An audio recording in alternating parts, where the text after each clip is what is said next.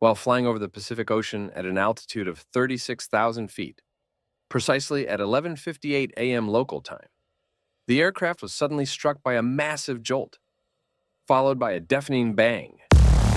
Panic gripped the passengers as the plane shuddered violently. The autopilot and the autothrottle disconnected, and all instruments were hazy for the pill due to extreme shaking. The airplane rolled to the right at a 40 degrees angle and became uncontrollable. Would the pilots manage to reach their destination safely, or were they doomed to a tragic fate in the ocean's depths? This is the story of United Airlines flight background, 1175 on February 13th, 2018, a day before Valentine's Day. 363 passengers and 15 crew members boarded United Airlines, Flight 1175 from San Francisco International Airport to Honolulu, Hawaii. A direct flight from San Francisco to Hawaii usually takes about 5.5 hours in good weather conditions and primarily crosses the Pacific Ocean. No other countries are overflown during this direct route. Most passengers were likely heading to the Hawaiian Islands for Valentine's Day. At that moment, they were completely unaware that an unexpected and thrilling twist of fate was about to occur, one that they would never forget. The aircraft designated for this flight was a Boeing 7200. This is a long-range, wide-body twin-engine airplane with a maximum takeoff weight of pound 545,000. At the time of the incident, the Boeing Tri-7 had a relatively low accident fatality rate. The airplane had accumulated almost 990,000 hours, and more than 16,000 cycles. Since it was new, a cycle is a complete operation of an aircraft engine from startup to shutdown. This includes the engine being turned on, used for a flight, and then turned off. Each cycle represents a full use of the engine, irrespective of the duration or distance of the flight. This is an essential measure in aviation, as it helps to track the wear and tear on the aircraft's engines, which is crucial for maintenance and safety protocols. The aircraft was equipped with Pratt & Whitney PW4077 turbofans. This is a dual-spool axial flow, high-bypass turbofan engine in the aircraft's cockpit. The crew consisted of 3 pilots, Captain Bam, aged 57, serving as the pilot monitoring and 60-year-old first officer. Paul Ayres, the pilot, flying additionally an off-duty United Airlines. First Officer Ed Gagarin occupied the jump seat. Captain Bam had accumulated more than 13,000 flight hours, of which 360 were on the Boeing trip. 7. He had also engaged in acrobatic flying. During his 40-year aviation career, this experience would prove to be invaluable later on in the flight. First Officer AES had logged more than 11,000 flight hours, with a significant 10,000 hours, specifically on the Boeing Tri. Moment for pushback. Arrived, the ground controller positioned near the aircraft communicated with the cockpit. Confirming that all was clear, the pushback tug, a sturdy vehicle, latched onto the 777's nose gear. Smoothly and efficiently, it began to push the aircraft back from the gate. The operation was a familiar one, performed countless times. Yet, the precision and coordination between the ground crew and the pilots never ceased to be a ballet of technical expertise. As the aircraft was aligned with the taxiway, the tug disengaged, and the pilots took over the engines with their characteristic hum came to life, signifying the beginning of another journey.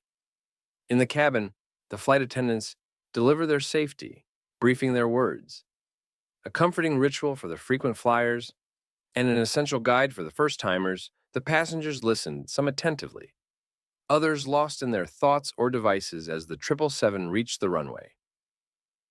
Captain Benham asked co-pilot Paul if he would like to fly the first leg to Honolulu, to which Paul agreed upon receiving clearance from air traffic control. Paul increased the engines to take off a thrust, and the aircraft began to accelerate down the runway as it reached the necessary speed. Paul pulled back on the control column. Lifting the nose, the rear wheels were the last to lose contact with the runway, and with that, the aircraft became airborne as the plane climbed San Francisco International Airport, shrank rapidly, transforming into a tapestry of lights. The landing gear was retracted, and the familiar sounds of the mechanism signaled that it was securely stowed. After the Boeing Tri-7 ascended into the sky, the flight proceeded smoothly. The aircraft reached its cruising altitude, entering a phase of the journey where the two Pratt& Whitney engines hummed steadily, and the skies remained clear.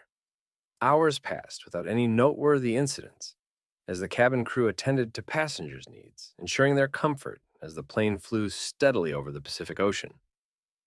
A calm and repetitive feeling took over, with passengers blissfully unaware of the dramatic events that would soon unfold. Several hours into the flight, the pilots established communication with Honolulu control frequency for a standard check-in during. During this interaction, they obtained updated weather information from the aircraft's onboard computer system. The data indicated overcast skies at a height of 1,000 feet and a visibility range of 10. Additionally, the temperature was reported to be around 70 degrees. H.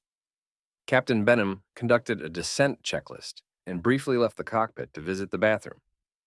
Shortly after his return, a massive explosion suddenly and violently jolted the aircraft. This incident caused the autopilot and autothrottle systems to disengage. The aircraft began shaking heavily, making the cockpit instruments challenging to read. The intense shaking of the aircraft also generated an overwhelming noise reminiscent of a metal building collapsing, with sounds of bending and crushing metal.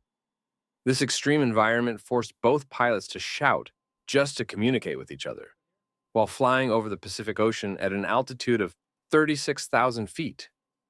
And far from any landing site, the aircraft abruptly rolled to a 40 degrees angle to the right, causing it to become uncontrollable.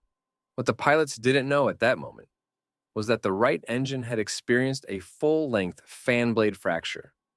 Inside the cabin, passengers were fearing for their lives as the captain declared an emergency, with no one able to figure out what was happening to the aircraft.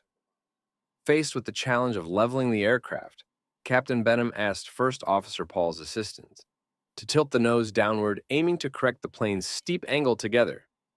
They firmly maneuvered the controls to their fullest extent and increased the throttle to the maximum, a vital move to maintain the aircraft's speed during this critical phase. Captain Benham pushed the left rudder and turned the left eon on to stop the rolling. Now his 40 years of flying experience, including acrobatic flying, come in handy. He intuitively sought a critical balance point to maintain flight and prevent a descent into the ocean amidst uncertainty about the jet's malfunction. He skillfully adjusted the plane's nose. He stabilized its altitude and roll, realigning the aircraft to its standard flight path in the initial 30 seconds following the incident. Captain Benham and his co-pilots were uncertain about the jet's condition, as the engine instrument displayed regular readings. This left the cause of the aircraft's instability a mystery. However, after these initial seconds, the right engine indicator and crew alert system revealed critical data. There was no engine pressure with this information. Captain Benham deduced that the right engine was lost, but he was still perplexed as to why the aircraft continued to shake violently. Captain Benham instructed First Officer Paul to initiate the severe engine damage checklist. Immediately working together, they went to each step of the checklist after completing it while still flying over the Pacific Ocean. And with Honolulu 200 miles away, Paul shut down the right engine. The vibration lessened once the right engine was shut down, but the aircraft's controllability remained abnormal to maintain control and manage the aircraft's descent. Captain Benham increased the throttle of the left engine to the max, aiming to maintain a gradual descent rate of 1,200 feet per minute. The crew decided to declare an emergency. Captain Benham directed Paul to execute the drift down checklist while instructing Ed to obtain the vectors directly to Honolulu International Airport, managing the flight with only one functioning engine. Captain Benham skillfully piloted the aircraft as the plane descended to flight level 330.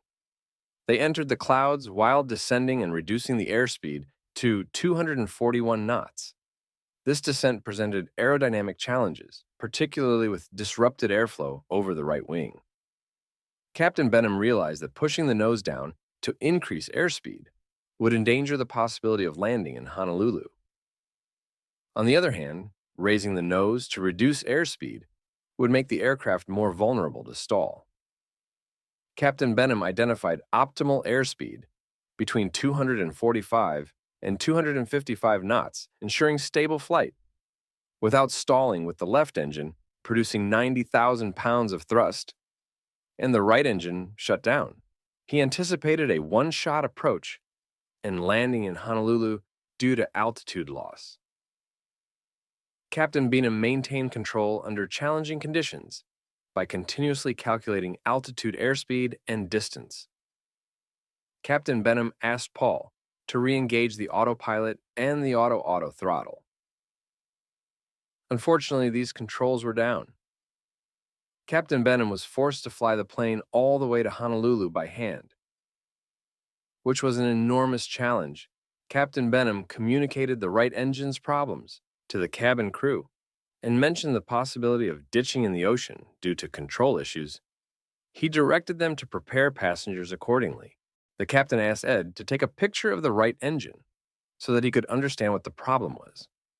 The pilot still didn't understand why the airplane was shaking and the requirement for full throttle to maintain a shallow descent. Ed captured a brief video of the damaged right engine, which he then presented to the pilots. It revealed that the engine's cowling had been torn off, explaining the situation. Finally, the captain understood that the aerodynamics were compromised, and they contacted the airline's network operations center to assist in the checklist and to contact Honolulu to inform the local control center of the incident. Captain Benham set the flaps to 1, and tension filled the cockpit. A sigh of relief swept over them when the flaps successfully engaged. As the aircraft descended through the layers of cloud, the runway lights came into view. The captain requested Paul to lower the landing gear, and Paul promptly carried out the request following this. Paul briefed the captain on the go-around procedures, but Captain Benham made it clear that they had only one chance. Paul lowered and locked the landing gear once again, bringing a sense of relief to the pilots. The aircraft's nose aligned with the runway's centerline as they broke through the final layer of cloud, revealing the stretch of tarmac that was their target. They then selected flaps 5 and continued until flaps 15, maintaining an airspeed of 180 knots. With you for a emergency aircraft right land. Right now, 1175 heavy in, if you haven't already all the fire. True will be standing by. Thank you. The runway grew larger, details becoming clearer with a gentle firmness. Captain Benham eased the aircraft down. The sound of tires meeting ground was a sweet chord in the quiet of the cockpit, followed by the deceleration as they smoothly applied reverse thrust upon a smooth landing. Applause filled the cabin as passengers realized the success of the landing after coming to a stop. Paul informed the captain that he could release the controls at this moment. Captain Benham realized that he had maintained a firm grip on the yoke with his left hand and held the throttle with his right hand for 40 minutes after a thorough inspection by aircraft rescue and firefighting personnel. It was deemed safe to taxi the airplanes to the gate. The 363 passengers, 3 pilots, and 12 flight attendants could play normally at the gate without any injuries.